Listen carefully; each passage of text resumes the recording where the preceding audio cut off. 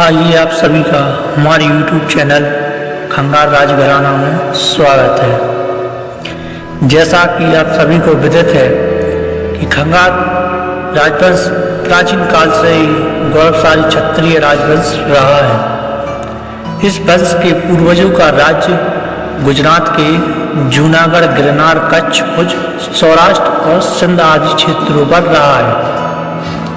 भारत का पश्चिम द्वार कहे जाने वाले गुजरात क्षेत्र में ये सदियों से मुगलों से लोहा लेते रहे और उनको भारत पर आधिपत्य करने से रोकते रहे। इस वंश में कई प्रसिद्ध वीर प्रतापी राजा हुए, जैसे मांडलिक, नवगढ़ राय, राव खंगार, गुरुदेव खंगार आदि, तथा खेंगार नाम के कई राजा और महाराजा हुए और बाद में चूड़ासमा वंश प्रचलित हुआ तथा कालांतर में यह वंश कई प्रशाखाओं में बट गया, जैसे रायजादा, साव, रायसाव, जाडेजा आदि।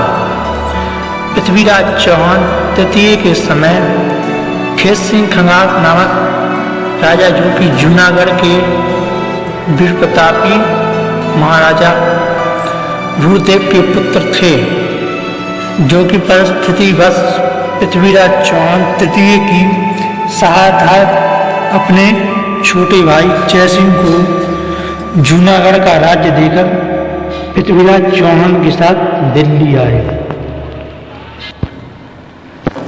और पृथ्वीराज चौहान के बाद खेत सिंह खंगार ने जजौती खंड पर अपना अधिकार कर लिया तथा गढ़कुंडाल का किला बनवाया, जहां संबंत 1140 से संबंत 1300 ईस्वी तक महाराजा खेत सिंह सहित उनके वंशजों ने राज्य किया तथा इस राजवंश के अंतिम राजा मानसिंह हुए, जिनकी पुत्री केसर देव, जो कि दिल्ली सुल्तान ने इनका हाथ मांगा और राजा मानसिंह ने कहा कि हम क्षत्रिय हैं और ये समझौता नहीं कर सकते और युद्ध की चुनौती स्वीकार कर ली। मोहम्मद तुगलक ने 9 लाख की सेना के साथ गढ़कुंडाल पर आक्रमण किया। संबंत 1313 की बात है। सारी जजौती वसुंधरा युद्ध की आग में दहक रही थी। उस समय खंगार राजकन्या केसरदे के सम्मान को लेकर छिड़ी यह जंग जजौती के आम जनमानस के स्वाभिमान की जंग बन चुकी थी। स्त्री, पुरुष, बच्चे, बूढ़े सभी वर्ग गढ़कुंडाल के महामहल की प्रतिष्ठा के लिए 9 माह से जूझ रहे थे।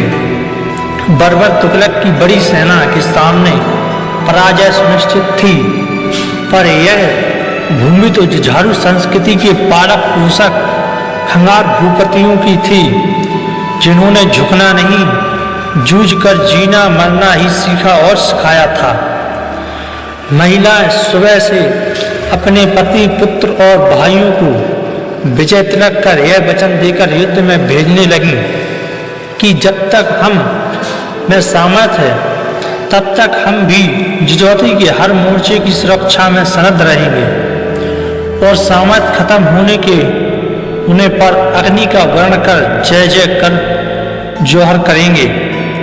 और गांव-गांव में शाखा व्रत लेकर पुरुष युद्ध में कूद पड़े और महिलाएं आत्मरक्षा जोहर की आग में कूदने लगी। गढ़कुंडाल के अधीश्वरों को खंगार राजकुल देवी माता गजानन का वरदान प्राप्त था कि गढ़कुंडाल महामहल किसी भी हमले से ना तो टूटेगा ना ही झुकेगा, पर होने को तो कुछ और ही मंजूर था। साजिशन माता के ऊपर रक्त छिड़का गया, देवी का वरदान टूट गया और यहाँ से युद्ध की तस्वीर बदलने लगी। चैत्र की नवरात्रि का आगमन हुआ। महाराजा मानसिंह खंगार पूरे वेग से युद्ध लड़ रहे थे, पर होने को तो कुछ और ही मंजूर था। महाराजा मानसिंह वीर गति को प्राप्त हुए।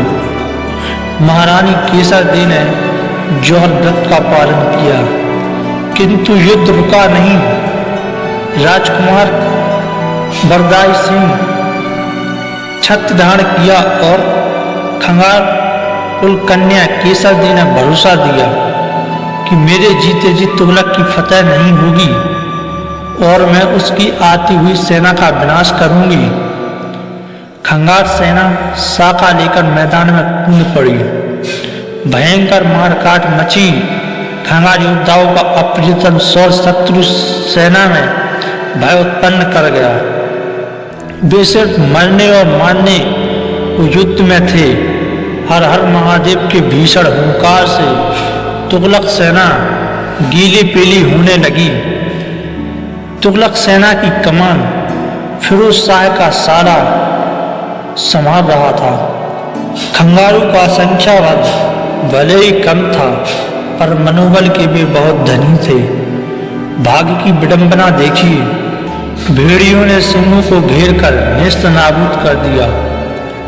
शत्रु सेना कुंडार के महामहल तक पहुंच गई। राजकुल की वीरांगनाएं केसर दे के नेतृत्व में राष्ट्र धर्म के परिपालन को कटिबद्ध थीं।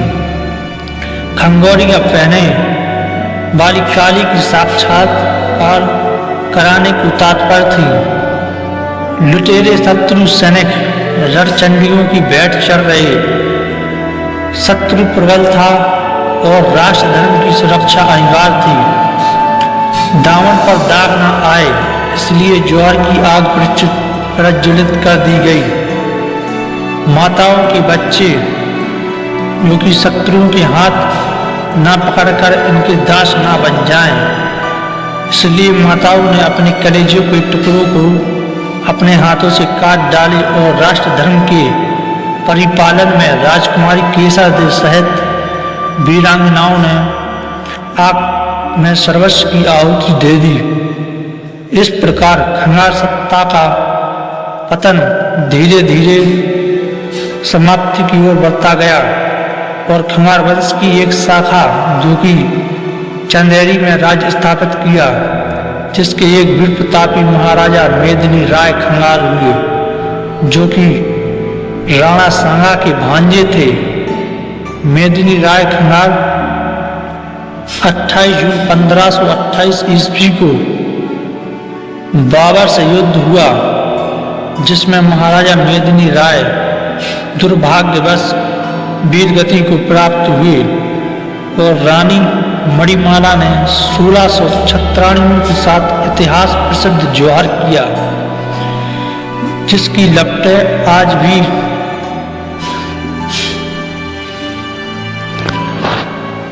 दूर दराज देखी जा सकती थीं। ऐसे वीर और वीरांगनाओं को मेरा कोटि कोटि नमन।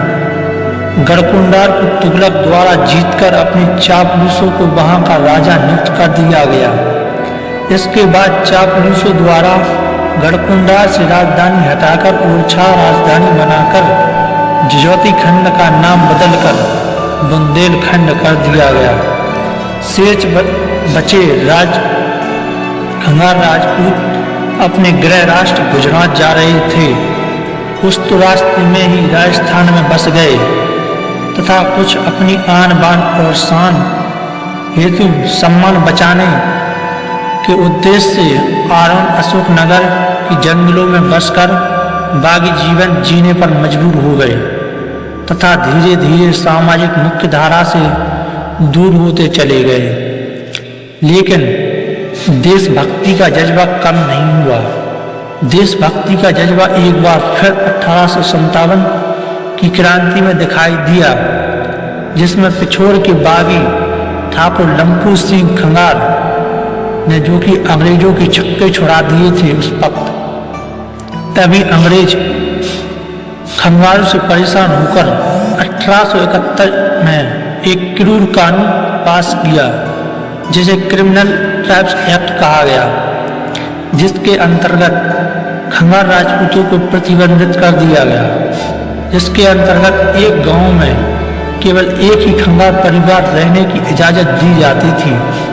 क्रिमिनल जाति का नाम दे दिया गया था तथा बगावत से परेशान होकर चौकीदार का पद दे दिया जाता था, जिसमें वह गांव की सुरक्षा इनके हाथों में दे दी जाती थी, क्योंकि ये बहुत ही साहस और क्षमता वाले व्यक्ति होते थे। बहुत भांति प्रयास किया गया शत्रुओं द्वारा खंगारों की हस्ती मिटाने का, लेकिन सत्य परेशान हो सकता है मगर पराजित नहीं। आखिरकार 31 अगस्त 1952 को खंगार राजपूतों को क्रिमिनल ट्राइब्स एक्ट से मुक्त कर दिया गया। दुश्मनों की लाख कोशिशों के बाद भी खंगारों की दहशतों के मुहावरे आज भी नहीं मिट सके।